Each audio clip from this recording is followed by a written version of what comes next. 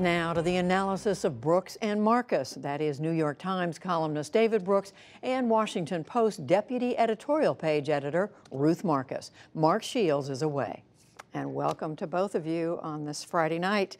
Let's pick up, I guess, where we left off, David, listening to that last conversation about the Mueller investigation. There have been a flurry of indictments, some guilty pleas. What does it all add up to right now? I really have no idea. We don't know. Gates is an interesting story because he did have access to the administration during the crucial period of the transition and during the campaign. And does he have some witnessing of collusion? I guess that's the million-dollar question. I remain a skeptic about that, just because I think they're too incompetent to have colluded. But it could be. But the other interesting thing to me is how big this investigation is. 19 people brought charges on. And so where does that go when they hit Donald Trump? Do they stay with Russia? Do they go to some of the broader financial issues that have been alleged with Deutsche Bank? To me, just the scope of the investigation is interesting because where it could go and for the increasing pressure it puts on the Trump psychology, because he seems to never be able to get out of feeling that pressure just coming down upon him.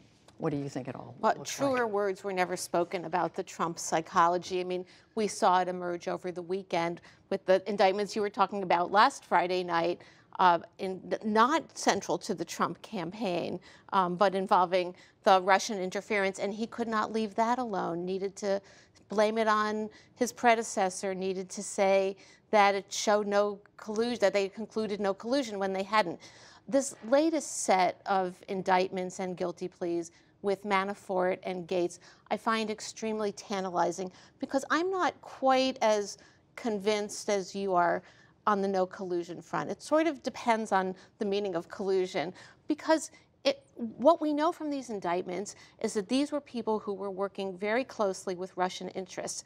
At the time they were working with the campaign, they felt themselves, it's incredible to anybody who reads about the amount of money they were making, but they were in financial straits. They needed money to support their incredibly lavish This is Manafort lifestyles. and Gates. Manafort and Gates. And so we know things happened. We know there were contacts with Russians. We know that that there were changes in the platform regarding Ukraine. Was there collusion that might have fallen short of President Trump? I don't know, but I know that there is like this submarine of the Mueller investigation that just keeps plowing forward. We don't see where it's going until it decides to surface. How much, David, is it affecting what the president's able to do? I mean, he brings it up, he tweets about it, he brings up Obama, blames him for not pursuing this investigation. I should say I'm not convinced of anything. I really don't know. But it's clearly having an intense psychological effect on the administration, as it doesn't even on a normal administration. Under an investigation, you don't know who's about to turn. You don't know which conversation you had months ago is about to get you into trouble. You're thinking about hiring lawyers. There's an administration that's already not a happy place to live. It just ratchets up that pressure. And that's a normal administration. An administration where a man is at the top who's, I'm trying to think of polite words, volatile in the face of pressure, I think it makes it extremely miserable to be there. And Ruth, the story that came out in your newspaper late this afternoon about the security clearance, the president's son-in-law, he's been in office over a year. There still is no security clearance for Jared Kushner. He's been in office over a year, and he has had access throughout that time, according to my newspaper, to the most sensitive information available, the president's daily briefing, which would require the highest level of security clearance. This is another one of those, it's hard to precisely know from the outside what it is that's holding this up. We do know that he has repeatedly had to amend his disclosure forms and come up with more meetings that he hadn't remembered previously. But to me, this just underlines the degree to which basically Jared Kushner and Ivanka Trump have no business being in the White House. It is a bad idea.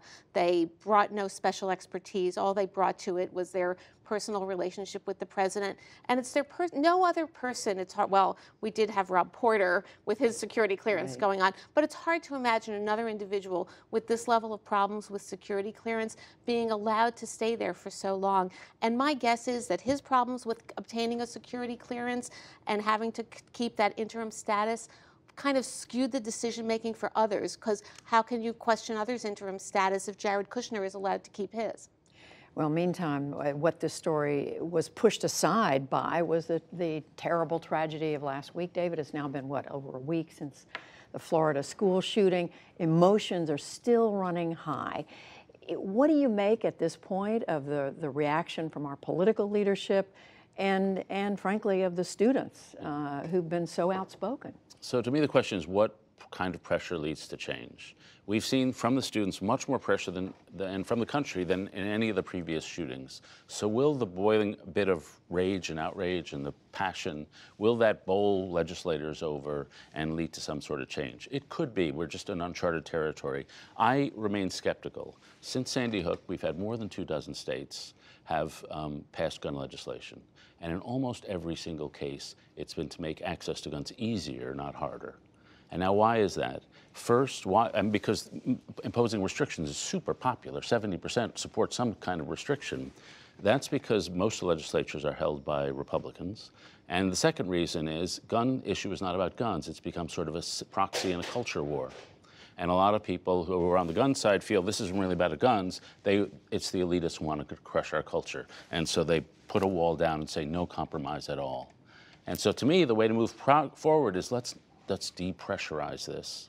And let's say, we're not trying to take your guns, we just want a few things. And that way you can separate a lot of Republicans from the NRA and actually get some concrete things done. But instead we're seeing the exact opposite. We're seeing a rising of passion, a rising of rage, and sort of a national frenzy on both sides over this, which to me makes it much, much less likely we're going to get some progress. But Ruth, this passion, this rage is very real on the part of these students and others. It's very real. It's very powerful.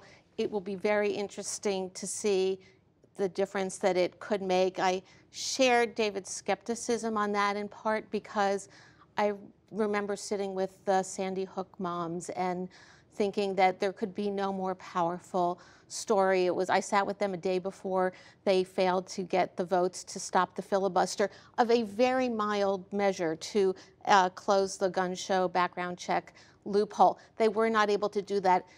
I love these students. I'm so impressed by them. If those moms couldn't do it and the grieving dads, I'm not sure that these students can. On the other hand, I need to take issue with something that you said, David, which is I agree with you that turning this into a culture war and letting people yell that we're going to be taking their guns, people are trying to take their guns is a bad idea.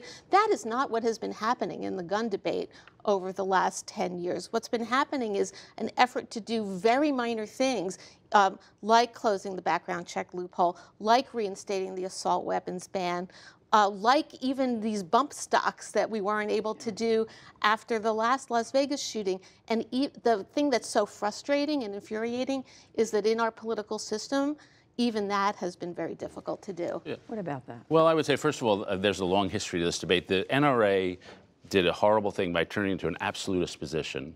They started the culture war. And then I think there has been a series of attacks, sometimes unheard by the people who are making them, but deeply heard, certainly on my Twitter feed, by people who think they're just out to get us. So take, for example, the CNN town hall. I was just following it on Twitter because I didn't have access to a TV. There were two moments when the right side of my Twitter feed totally exploded. The first was when Marco Rubio was accused of being like a mass killer. And people thought that was outrageous on one side. The second, where Rubio said, it's not like we want to take away all our guns, and the crowd applauded at that moment. And one of the valuable arguments that those of us who want to control guns have made is, no, we don't want to take all our guns. We just don't want to do these few practical things. And then the right side of my Twitter feeds took a look at that applause and said, see, they're lying. They want to take all our guns away. And you could see the walls shutting down and any chance of reasonable dates shutting down. And I don't mean to say the attacks and the over-the-top passion is all on the left. That's certainly not the case. But it has become a very roiling culture war in a way that I don't think is just healthy for an argument where 70% of the country is on one side. But at some point, the passion will subside a little, Ruth. Will there be the will to get something done? Yes, there's going to be some passion that's going to continue. These young people are saying, we are sticking with this. Well, I think the interesting thing has been that the passion, in terms of passion translating into political power, which is at the voting booth, the passion on this debate for many years has been on the right, on the pro-gun side. The question is whether we are now seeing an emergence, and maybe fueled by younger voters, maybe fueled by first-time voters, of an equivalent passion on the left. Because as much as the gun control side talks about the economic power of the National Rifle Association and urges people to stop taking their donations, it's not the economic power, it's the mobilization power. They need equal mobilization on the other side. Maybe this is the time.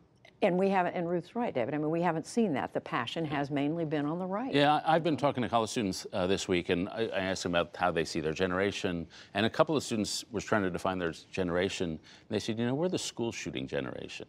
And that struck me as interesting. So if it's become so a large part of their consciousness, maybe it does rise to the level that people who are on the more controlling side will vote on it. It has not been the case really so far. That's pretty awful, isn't it? To think that these young people think they're the school shooting. They are. I mean, the numbers tell us that they're right. And I have to sort of segue here, if you don't mind, into President Trump's idea to solve this problem by arming teachers. When Wayne LaPierre of the National Rifle Association said this in the aftermath of Sandy Hook, it was treated as NRA lunacy. Now we're getting this same, and I'm sorry, it's a lunatic idea from the President of the United States. There could not be a worse idea for stopping another generation of the school shooting generation. A thought on arming teachers? Totally agree. It's a demented idea. I mean, aside from everything else, the dangers of it, just think how it changes the student-teacher relationship to see them packing a gun. I mean, it's truly demented. There are a lot of good ideas that have surfaced. Raising the minimum wage, putting some more control. But, you said wage. Oh, that too. I'm really turning left. We know what you meant. I'm so left-wing. I'm going to minimum wage. Yeah, but so there are a lot of good ideas that have come up. That's the opposite of one. Well, they're talking about it, so we'll see. David Brooks, Ruth Marcus, thank you both.